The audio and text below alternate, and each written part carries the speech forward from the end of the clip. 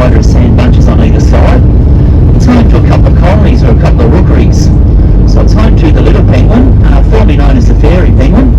They head out at dawn to feed and they return at dusk.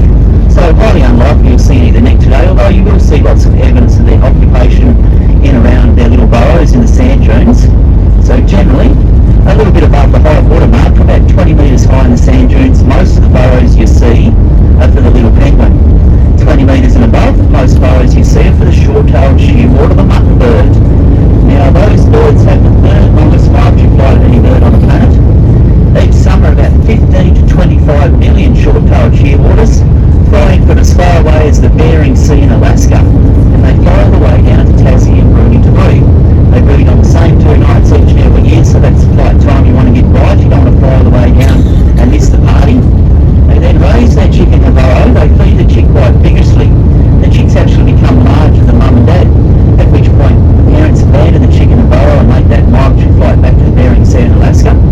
At that time the chick will fledge, grow its flight feathers, teach itself how to fly, then make that same migratory flight, totally unaccompanied, totally unassisted, all the way back to the Bering Sea in Alaska, having never ever been there before in their entire life.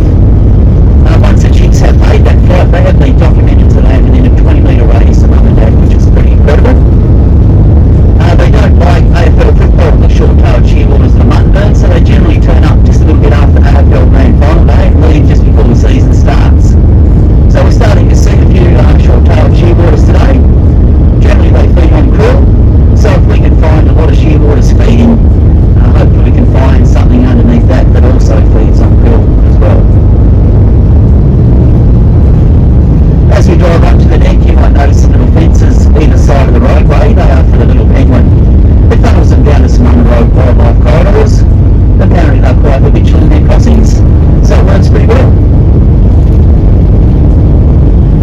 See a little bit of bird life here at the neck. Sometimes we see some black swans, five and silly oyster catchers, 3 different species of gull, forest ravens, black cockatoos, the occasional white-bellied seagull, the wedge-tailed eagle, some white-faced herons and egret pelicans. Never sure what bird life we might see here at the neck.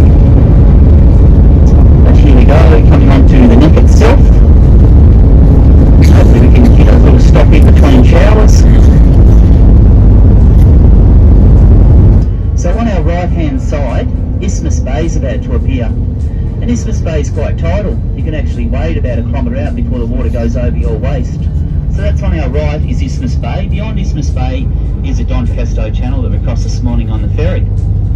Out on the left-hand side we have Adventure Bay. That leads you into Storm Bay, then onto the Tasman Sea and into the Great Southern Ocean, our destination today.